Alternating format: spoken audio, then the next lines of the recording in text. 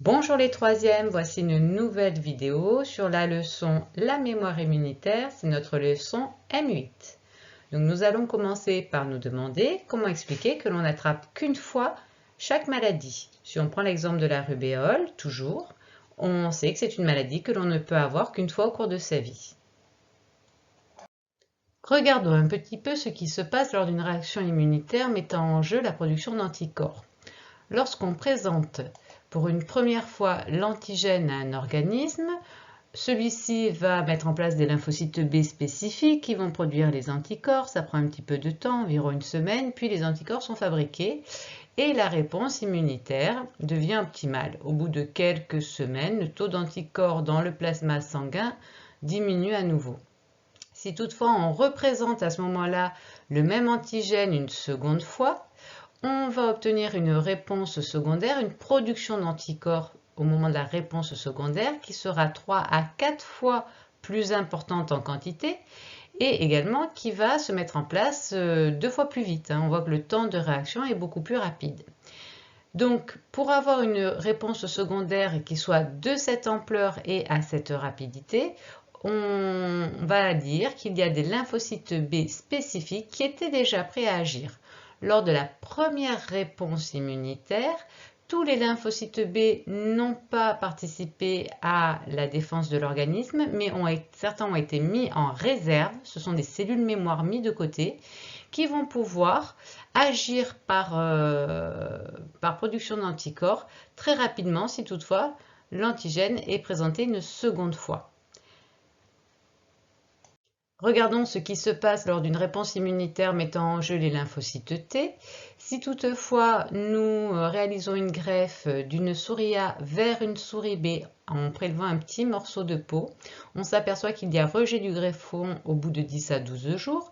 Ce temps est nécessaire pour que la souris B fabrique des lymphocytes T capables de reconnaître ces cellules étrangères et de les détruire. Si toutefois on réalise la même greffe à partir des mêmes animaux, quelques temps après, on s'aperçoit que le rejet du greffon va se faire en 2 à 3 jours. La souris B aura gardé en mémoire quelques lymphocytes T spécifiques des cellules de souris A et elles seront de suite prêtes à agir et elles vont pouvoir détruire le greffon rapidement.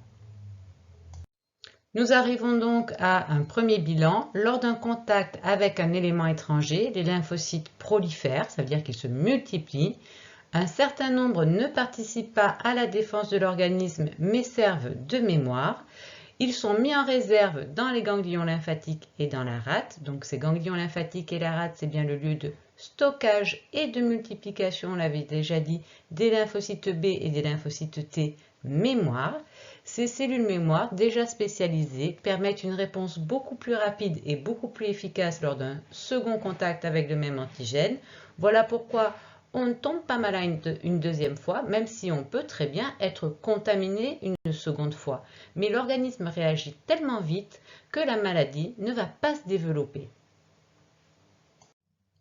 Alors, comment agit un vaccin auprès du système immunitaire? Le vaccin inocule l'antigène dans l'organisme. C'est ce qu'on peut voir ici au niveau de l'injection. L'antigène est reconnu par les lymphocytes B et T qui vont alors proliférer. On peut le voir à ce niveau-là, ici et ici. Une partie des cellules obtenues à partir de cette prolifération ne participent pas à la défense de l'organisme mais vont être mises en réserve dans les ganglions. C'est ce qu'on peut voir à ce niveau-ci pour les lymphocytes B et à ce niveau-ci sur le schéma pour les lymphocytes T, où ils pourront agir très rapidement lors d'une réelle contamination par le même antigène. Le vaccin fait comme si on avait déjà eu la maladie.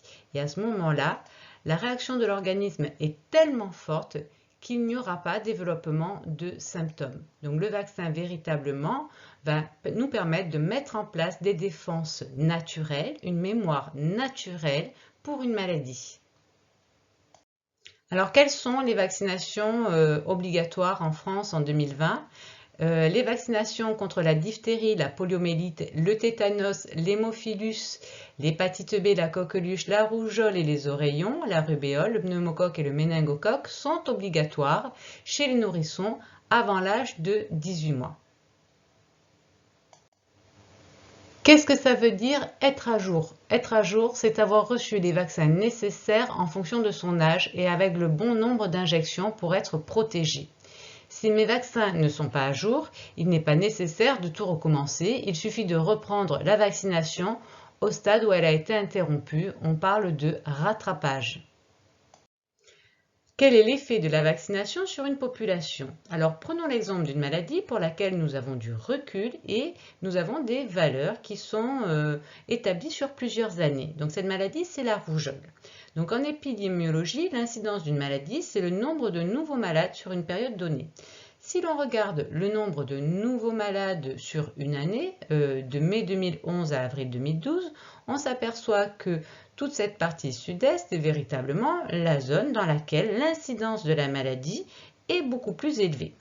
Comparons ces résultats avec le taux de vaccination, ce qu'on appelle la couverture vaccinale, et on s'aperçoit que les zones qui présentent une couverture maximale optimale, entre 90 et 95% de la population, sont les zones sur lesquelles l'incidence va être faible, alors que dans les régions du sud et sud-est principalement, où le taux de vaccination est inférieur à 86%, on va avoir l'incidence de la maladie qui est bien plus importante. Donc il y a une relation directe entre la circulation d'une maladie et la couverture vaccinale de la population.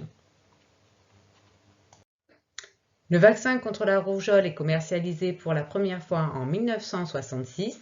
Il est recommandé à partir de 1983 en France et il devient obligatoire à partir du 1er janvier 2018. Nous savons que si la couverture vaccinale est supérieure à 95%, il y a interruption de la transmission de la maladie. Entre 90 et 95%, les épidémies vont rester périodiques, plus de 5 ans entre deux épidémies, et en dessous de 90%, les épidémies vont rester fréquentes. Donc bien que ces résultats soient particuliers pour la rougeole, ça fait quand même écho à ce que nous vivons à l'heure actuelle avec le Covid. Nous arrivons donc au bilan 2. La vaccination permet la mise en place d'une mémoire immunitaire. La vaccination d'une grande partie de la population contre une maladie permet d'arrêter la transmission de cette maladie. Le vaccin est donc une mesure de protection individuelle, mais aussi collective. Et voilà, c'est terminé pour cette leçon. Je vous dis à bientôt.